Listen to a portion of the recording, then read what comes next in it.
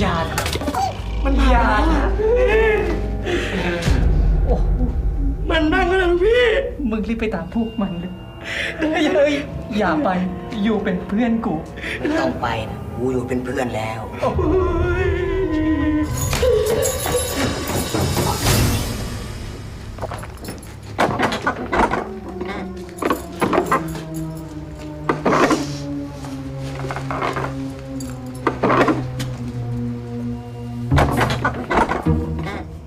มีชีวิตอยู่หรือตายไปแล้วตายไปแล้วงั้นแสดงว่าเป็นวิญญาณนะสิถูกหรือเรียกอีกอย่างหนึ่งว่าผีหลบหน้ากูทำไมแล้วมึงมาทำไมอ่ะมันหลอกมึงหลอกกูทำไมกูไปทำอะไรมึงกูทำตามหน้าที่แล้วจะให้กูทำยังไงอ่ะมึงก็ทำตามหน้าที่ของมึงสิหน้าที่ของกูทำอะไรหนี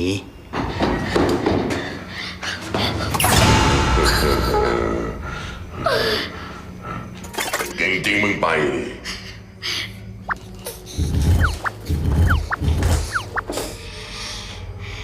ไปละรู้สึกมึงสองคนจะไม่สบายนะกูไม่ได้เป็นอะไรกูสบายดีตรวจหน่อยไหมหมอไม่ต้องตรวจผมไม่เป็นไรพยาบาลไม่ต้องเรียก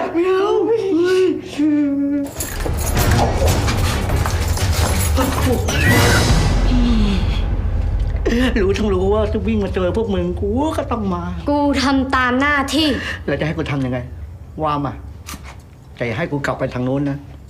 ไอ้นางเขารอกูอยู่ไม่ต้องไปหรอกเนี่ยไม่มีประโยชน์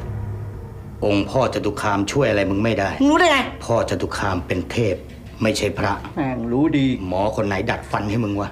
ทำไมกูจะไปฆ่าแม่งเหยินขนาดเนี้ยมันยังเสือกพยายามดัดให้มึงอีกเหรอนี่ก็ยุบไปหน่อยแล้วนะใส่เหล็กดัดมาขนาดนี้ทำไมมึงไม่ติดมุงลวดมาซะเลยล่ะ เป็นยังไงล่ะเจอผีอำตอนเนี้ยตรงนั้นไม่มีมึงอยู่แล้วใช่ไหมใช่เพราะว่ามึงมายืนอยู่ตรงนี้กูก็เลยไปตรงนั้นขอบคุณมากไอ้เชี่ยเหยินพี่เหยิน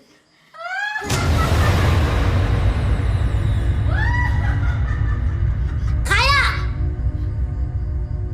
ผีเหรอ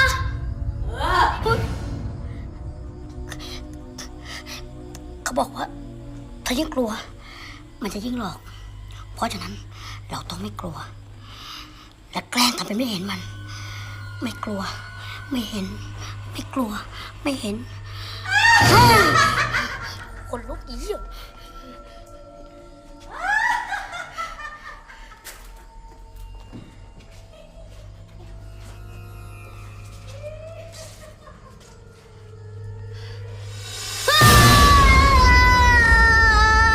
ไม่เห็นมีอะไรเลยเว้ยมันเงียบอย่างนี้วะไปดีกว่าโอ๊ยแหมวางของเกะกะ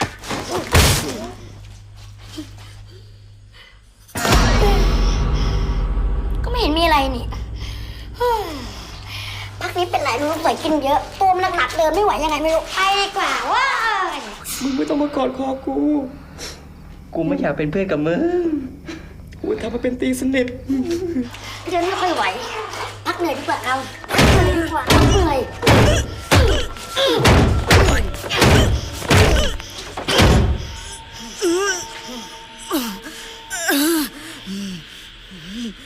เชี่ยหลุดพ้นเอากูสนมเละเลยอีพีให้จะปีดตามติดกูเป็นบัตรเครดิตเลย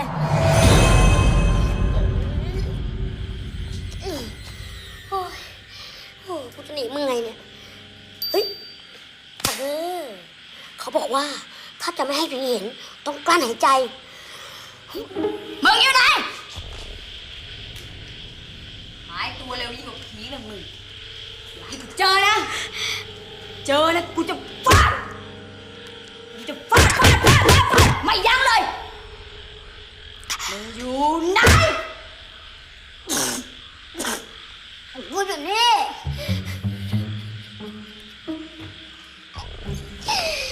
บานกับกูได้ไหมว่ามึงไม่เห็นกูอะ กูไม่เห็นมึง ใครบอกมึงว่ากั้นหายใจแล้วผีไม่เห็น กูดูหนังจีน นี่มันหนังไทย โอ้โหนี่มึงจะหลอกกูต่อไหมเนี่ยถ้าหลอกกูไม่ไหวแล้วนะขาเกิดกูไม่มีแรงแล้วกูขอตัวช่วย มึงได้รับสิทธิ์นั้น เดี๋ยวนี้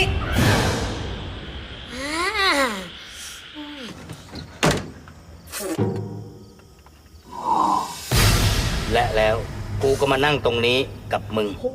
ยแม่งเก่งกระดอกกูนี่แหละมึงเป็นผีมึงเปิดประตูรถได้เปล่าล่ะ กูเปิดได้ มึงเปิดไม่ได้ กูเปิดได้ มึงเปิดไม่ได้ เห็นไหมกูเปิดได้ กูก็ถีบมึงได้ แม่งทีบแม้กระทั่งผี หมันไส้จะกระอำฟันกูแล้ว เฮ้ยไม่ไหวแล้วไม่มีที่ขาเดินมันก็แล้วกันกูเฮ้ย ไอ้นั่นทีบไอ้นี่เหยียบเจริญละกูเตี้ย ไม่รู้ ยังไม่หมดแล้วพี่เยินรอผมด้วยพี่ ไอ้เป๋มาไอ้เป๋จะเดินยังไงเล่า มันไม่ต้องเดินแล้วพี่ พวกนั้นมันจับสวยไปแล้ว ขึ้นรถแล้ว แม่งเหยียบแช่ อย่าไปเยอะแล้วนะ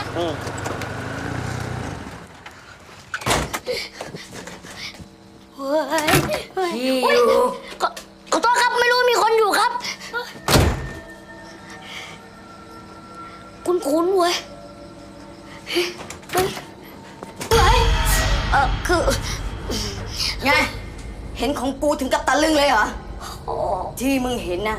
แค่เสี้ยวเดียวของกูเท่านั้น มาไวจริงนะเจ๊พี่ยันผีขี้พี่ยันพี่ยัน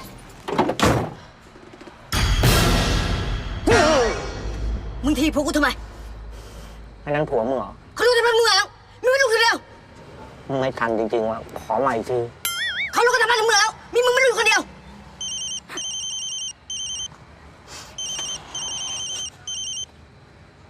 รับสิ รับได้ด้วยเหรอ ได้สิ ไม่เสียเวลามึงหลอกกูเหรอ ไม่เป็นไร กูว่าง งานน้อยจังนะ ขอสายเมียกูหน่อย ผัวมึงโทรมา คนไหน มันถามว่ามึงเป็นผัวคนไหนอ่ะคุยกันเองแล้วกัน ฮัลโหล อีดำ โอ้ย100 ผัว มึงคนที่เท่าไหร่ โอ้ยไม่เคยนับเลยใช่ไหม พี่ยันเมื่อกี้ฉันไปเยี่ยวเจอผีขี้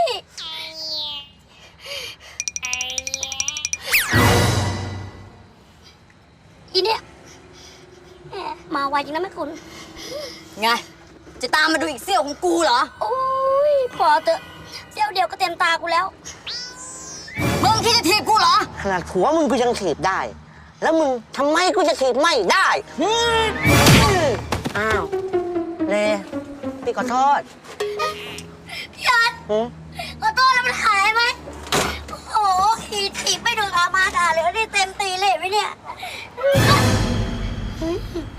เป็นเพราะมึงคนเดียว ฟังกูก่อนกูจะบอกกับมึงว่าเอาสตาร์เหมือนมึงเลย ทีเดียวก็พอแล้ว สังวูผีของจริงอยู่อ่ะเฮ้ยเร็วๆ ไปเร็ว พี่เขาขึ้นมา เข้ามา อ้าว ไปพี่ไปเลยผีอยู่หลังพี่มาพี่ ขึ้นมาขึ้นมา ไปด้วย